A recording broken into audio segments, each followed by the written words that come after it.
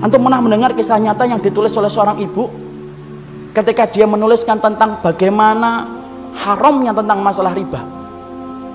Dia cerita, kami dulunya adalah keluarga yang baik, mengisi kegiatan kami setiap waktunya dengan mencari ilmu. Sampai satu waktu suami saya kepentok bisnisnya dan berkata, "Dek, ini kelihatannya bisnis kita ini tidak akan pernah besar kalau kita tidak pinjem.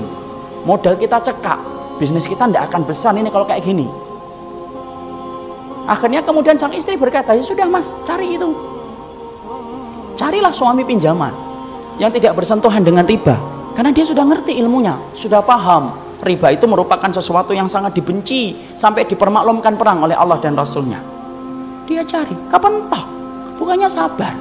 Malah kemudian berkata, ini kelihatannya kita nggak dapat pinjaman, harus minjem yang ribawi.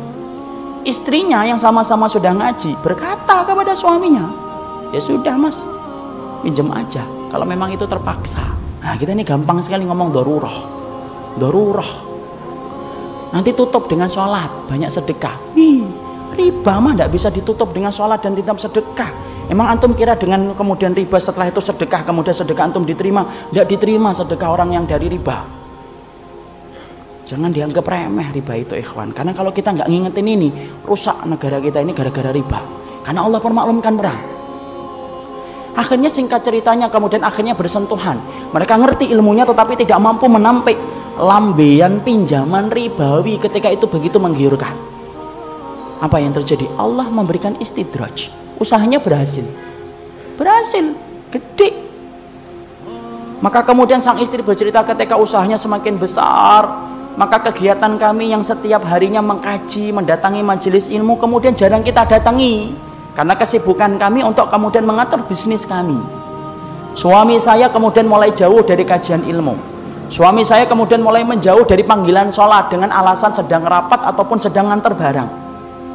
Puncak-puncaknya kemudian terjadilah satu dosa besar yang dilakukan oleh seorang suami di mana istrinya tidak lagi bisa memaafkan.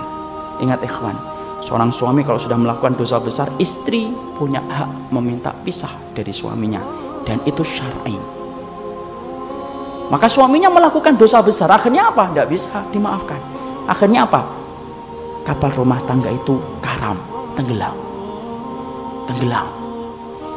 Yang menarik adalah ketika sang ibu menuliskan kisah nyata itu, saya baca, beliau mengatakan, saya tidak menyalahkan suami saya tidak menyalahkan bisnisnya, tapi yang saya salahkan adalah ketika kami sudah sibuk mengkaji ilmu, kami ngerti riba itu haram, tapi ternyata kami tidak mampu untuk meninggalkan, padahal kami tahu dosa yang dipermaklumkan perang di dalam kehidupan itu cuma satu dosa riba, dan kami berani mengambil itu.